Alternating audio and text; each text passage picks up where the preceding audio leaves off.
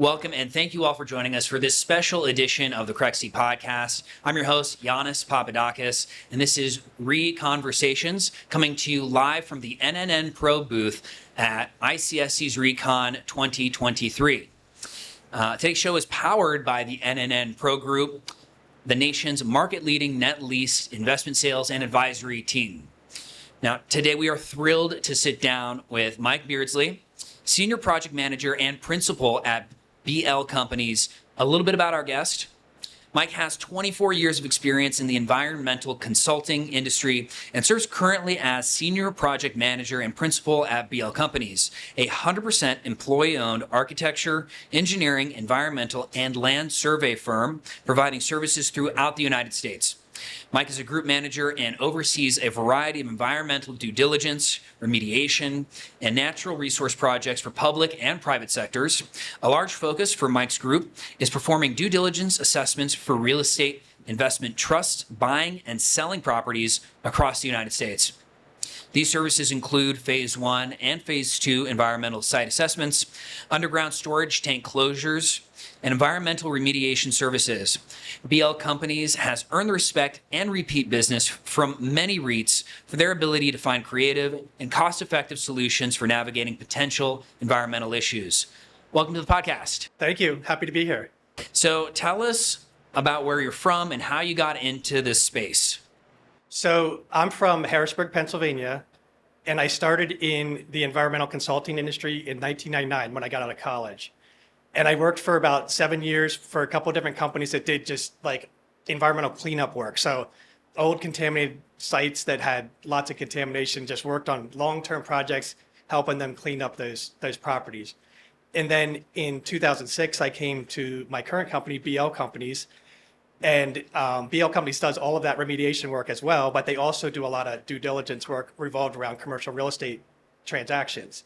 So that's really when I had my first interaction with doing like commercial real estate transactions and all the due diligence work that goes with it. So, and at that time we had a client that was a retail pharmacy chain, and they were expanding all across the country, looking at new stores and developing new stores. So we were out seeing new sites for them, doing all the environmental due diligence. We also have an engineering group that was doing all the engineering work, property condition assessments, asbestos abatement, all sorts of stuff. And then they also got into sale leaseback programs. So like it was just like in 2006, it was like a turning point for me where I really started to understand the commercial real estate business and how those transactions worked. Did you have any mentors along the way that kind of helped shape and form your career path? Yeah, I did. I think about one in particular at a company I was at. He kind of recognized that there's a lot of people in my industry that are very technical. They sit behind a desk and they kind of do all the technical stuff. And he recognized very early on in my career that I was looking for something more than just the technical aspect of this. And I was really interested in the business side, going out, meeting clients and all that. So he kind of took me under his wing and took me to client meetings, took me to regulatory meetings, and took time to show me the business aspect of what we're doing. And that was like back when I was doing the kind of the more remediation work.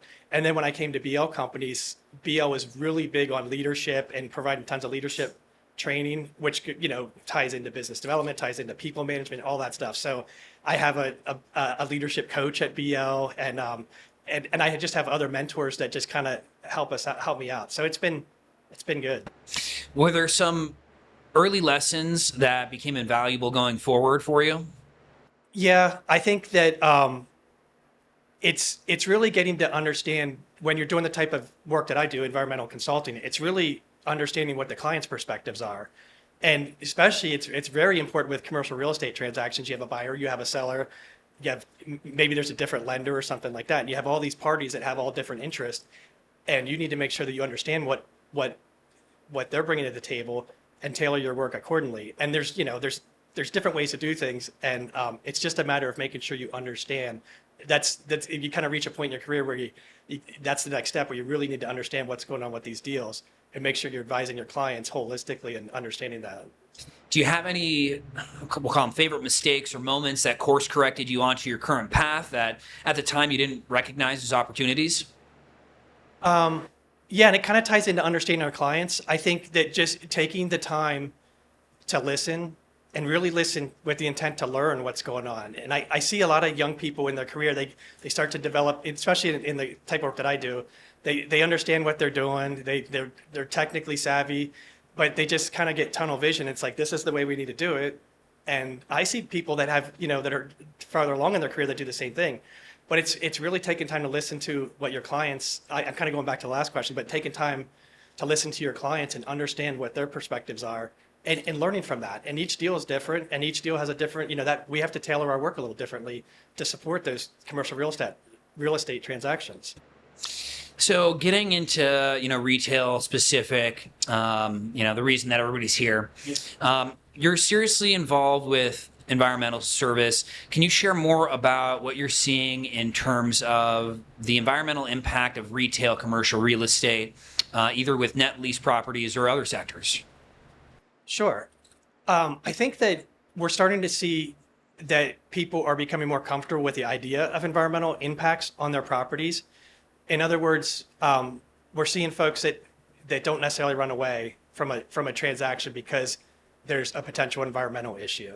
And an example might be that, someone's buying a corner restaurant lot or something, and there was a phase 1 environmental site assessment that was done, and they found that it was an old gas station, and maybe there were some tanks that had leaked or maybe potentially leaked. And it seems like years ago, that'd be a deal killer. We're taking that one off the list. We're not moving forward with that. Well, with a little bit of extra work, some soil sampling, maybe some groundwater sampling, you can kind of get to understand, is there really an issue here? And does it really need to be a deal killer? So I think we're seeing people that are getting more comfortable with the risk around that. And it really comes down to Right. And what are the most important things you see from an environmental oriented perspective that potential net lease investors need to consider? What are the most high value moves that owners can make to make properties more environmentally friendly? So there's lots of sustainability stuff out there that, with different light bulbs and green technology and all of that stuff. I think that's all important. Mm-hmm. But, kind of the world that I work in, it's really revolved around potential for environmental contamination and impacts to a property from like natural habitats and things like that. So I think that on that side, it's important for clients to understand that just because you have, this kind of ties back to the last question, but just because you have an environmental issue doesn't mean it's a deal killer. And there's lots of ways to get through that. And I just think that we're starting to see people get more comfortable with that. And there's a lot of states that allow people to leave contamination in the ground at certain levels, and as long as it's not impacting anybody or anything.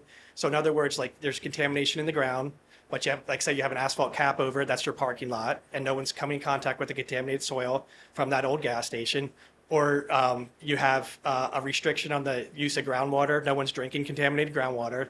And most commercial properties these days are connected to private water or public water. So they're really non-issues from a business standpoint. So I think that's the kind of thing where people just, we're starting to see clients become more savvy around that. And I think that, if they could just get past the scariness of, I have an environmental issue and like there's no way out of it. Because, I see people do very complex transactions all the time that have, complex lease negotiations or complex all sorts of stuff. And this is just one more complexity that you got to have the right people to kind of help navigate that. Could you provide some examples of potential environmental issues on CRE properties, some examples of solutions to deal with those? Sure. I mentioned underground storage tanks with old gas stations. I think that's probably the most common one that we see in these types of transactions. Another one would be dry cleaners. Mm-hmm. So dry cleaners use solvents in their dry cleaning process. And, back in the day, like the pre-80s, that was very highly unregulated. So it was common practice to dump all your solvents down the floor drain that kind of just went out to nowhere, or dump your chemicals out back. And that was really common practice. And then any other industry, manufacturing, electroplating, any industry that used hazardous substances, things like that, would be kind of red flags from an environmental standpoint. So I got a couple of rapid fire questions for you. If you were given $50 million today and had to invest it immediately, what would be your go-to asset type and location, and why? Well, I would say car washes, and it's because they're popping up all over the place, and people love to spend money on car washes, and I mean, geez, and they love to get monthly memberships to wash their cars. Yeah. Favorite tool or software that you use on the job? Cell phone and just any app that goes on it. And I started when there was no cell phones and I had a pager. Yep. And I thought I was, cool because I had a pager on my belt. But just the cell phone and the smartphones have come such a long way. And just there's so many apps in my business that are just right on our phones. Invaluable tool for you. Invaluable. What's a highlight transaction that you've worked on with the NNN Pro Group recently? Well, we've worked on a ton of them, and we've worked with that group for a long time. And we've worked on large projects, large portfolios, smaller portfolios with them. And one thing about the NNN Pro Group is they really do a nice job of bringing everybody to the table at the forefront, including folks like myself on the environmental, and getting everybody on the same page right at the beginning of a deal and moving through with that. So I'm not sure I have like a specific example, but we just do so much work with them, and they refer us to so many different projects and clients of theirs. So it's just been a great relationship over the years. And then what's the most common misconception about your job or industry? Everybody thinks I'm a tree hugger. So You're not? no, not at all. So in all honesty, I do care about environmental stewardship and, doing the right thing and all that, but we're getting paid to help our clients reach those levels of stewardship that are helping them get their end goals done too. Like they want to buy and sell properties and develop properties, and we're helping them do that in a way that's I like to say it's like we're helping them get through that with the least pain possible. But by doing that, we're also helping them become good stewards of the environment. So we've tried to find very efficient ways to handle that. As we wrap up, any parting words you want to share with our audience? No, but this has been a great experience. Well, thank you so much for joining us and sharing your insights. Where can people find you online if they want to get in touch? Email, website, social media?